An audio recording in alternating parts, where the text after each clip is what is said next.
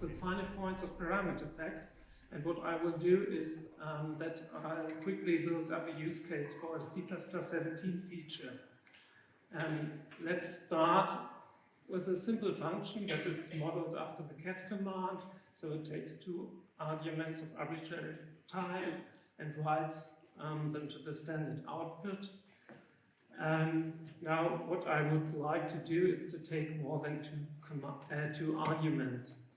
And in fact, I would like to do this with compile time recursion.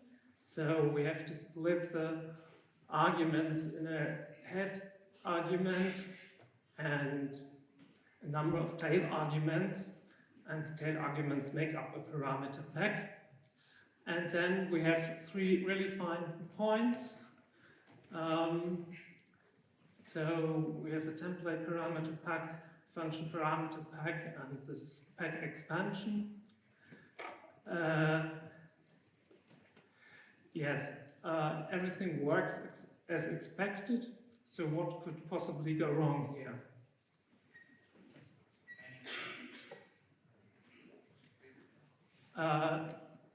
Yes, first of all, this is a bit brittle, because if we swap the order of the base case and the recursive case, then compilation fails, because the compiler doesn't see the base case anymore.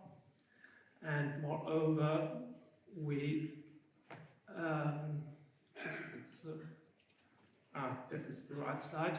And moreover, we can get strange instantiations. In fact, we can get a plethora of instantiations that we don't want.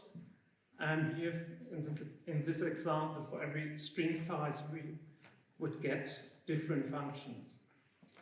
So, but this latter problem can be quickly fixed, for the purpose of this talk at least, by providing appropriate types at the call side.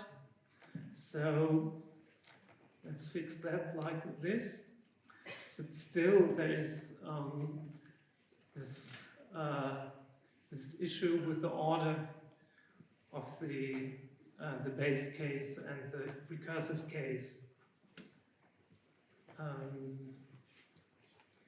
Now, what we really would like to do is to replace the control flow based on overload resolution with a control flow that resembles the control flow for runtime recursion. So you can read the word points in this way too. And yeah, like this. An if statement could do it. However, there's a problem with this. It simply doesn't compile. So, yeah, because the compiler feels obliged to create code for